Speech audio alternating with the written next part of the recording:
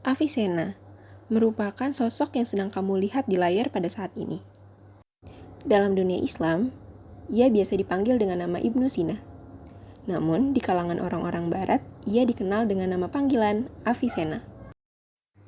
Ia merupakan seorang filsuf, ilmuwan, dan juga dokter yang berada pada abad ke-10.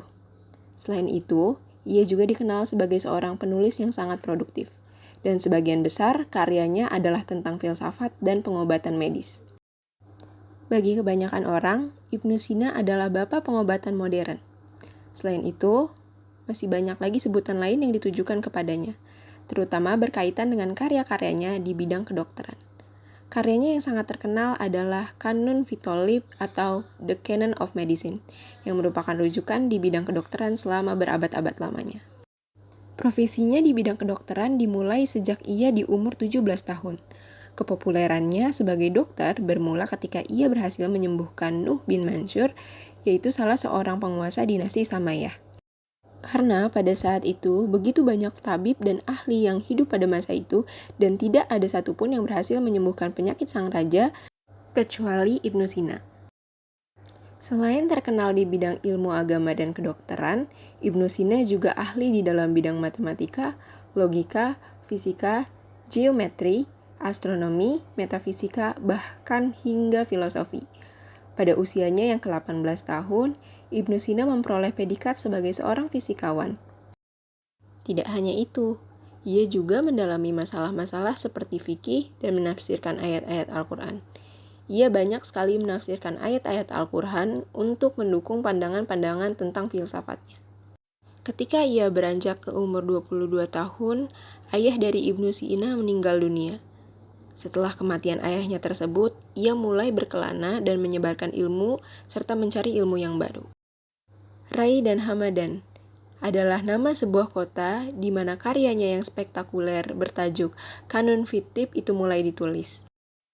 Di sepanjang jalan yang dilaluinya itu, banyaklah lahir karya-karya besar yang memberikan manfaat besar pada dunia ilmu kedokteran khususnya. Tentu saja, maka tak heran Ibnu Sina mendapatkan julukan Bapak Kedokteran Dunia. Hal ini dikarenakan perkembangan dunia kedokteran awalnya tidak bisa terlepas dari nama besar Ibnu Sina. Ia juga banyak sekali menyumbangkan karya-karya asli dalam dunia kedokteran. Dalam Kanun Fitib misalnya, ia menuliskan banyak sekali ensiklopedia dengan jumlah jutaan item tentang pengobatan dan obat-obatan. Ia juga adalah seseorang yang memperkenalkan penyembuhan secara sistematis, dan ini dijadikan rujukan selama 7 abad lamanya. Selain itu, Ibnu Sina juga mencatat dan menggambarkan anatomi tubuh manusia secara lengkap dan untuk pertama kalinya. Dan dari sanalah ia berkesimpulan bahwa setiap bagian tubuh manusia, dari ujung rambut hingga ujung kuku saling berhubungan. Ibnu Sina juga merupakan orang yang pertama kali merumuskan bahwa kesehatan fisik dan kesehatan jiwa pada manusia saling berkaitan satu sama lain. Lebih khusus lagi, ia memperkenalkan kedokteran pada ilmu yang sekarang diberi nama patologi dan farma, yang menjadi bagian penting dari ilmu kedokteran. Dari sinilah Ibnu Sina juga mengenalkan secara teoritis yaitu tentang psikoterapi. Psikoterapi adalah sebuah cara bentuk interaksi antar pasien dan terapis yang bertujuan untuk membantu pasien melalui masa-masa sulit dan mempelajari berbagai cara untuk menyelesaikan masalah hidup. Pada akhir perjalanan hidupnya, Ibnu Sina wafat pada tahun 428 Hijriah atau sekitar 1037 Masehi di kota Hamdan, Iran. Beliau pergi setelah menyumbangkan banyak sekali ilmu dan khazanah keilmuan kepada umat manusia.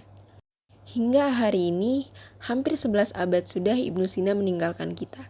Tetapi ilmu dan karyanya sampai sekarang masih sangat berguna bagi kehidupan manusia.